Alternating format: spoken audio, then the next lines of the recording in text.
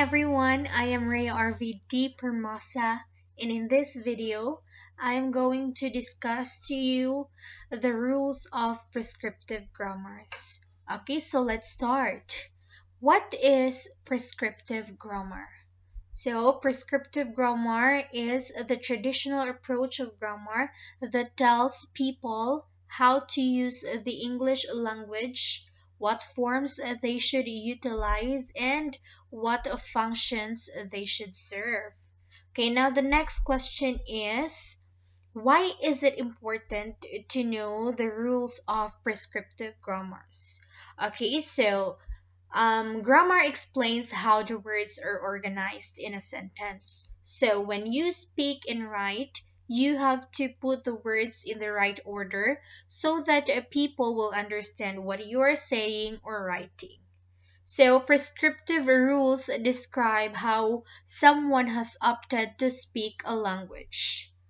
Okay, so now I will discuss to you some of the prescriptive grammar rules. Okay, number one, don't split infinitives. Okay, a split infinitive occurs when you place a modifier, usually an adverb, between to and the verb. For example, today is a great day to finally go to the beach.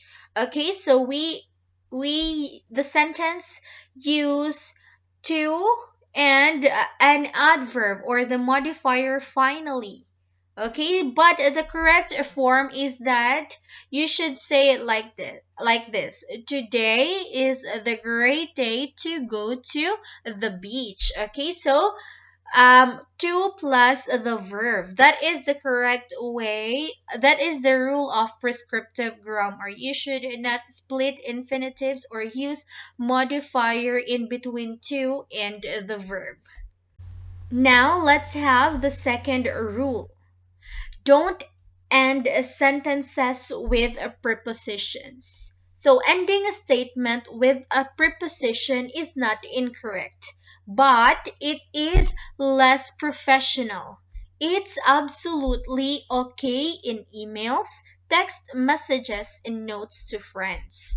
But if you're writing a paper or presenting a business proposal, you should avoid using prepositions at the end of the sentences. For example, this is the casual use of prepositions in sentences. This is the informal use. Which journal was your article published in? Okay, so that is an example of descriptive grammar. But in prescriptive grammar, you should say it this way. In which journal was your article published? Okay, so that is the formal way of saying it. You should not put the preposition at the end of the sentence. Alright, now let's have the third rule. Use I and me correctly in a sentence. So in some cases, deciding whether to use me or I in a phrase might be difficult when the person speaking is executing the action alone or with someone else. Use the pronoun I. But when the person speaking is receiving the verb's action in some way, whether directly or indirectly, use the pronoun me. So instead of saying she and me went to the store, you should say she and I went to the store. Alright, so that is the correct usage of I and me. Okay, now let's have the fourth rule. Don't end sentences with a linking verb.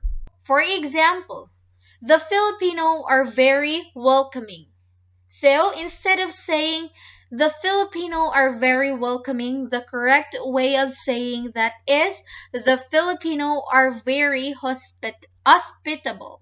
Now let's have the fifth rule. The correct usage of who and whom in a sentence. So according to the rules of formal grammar, who should be used in a subject position in a sentence, while whom should be used in the object position.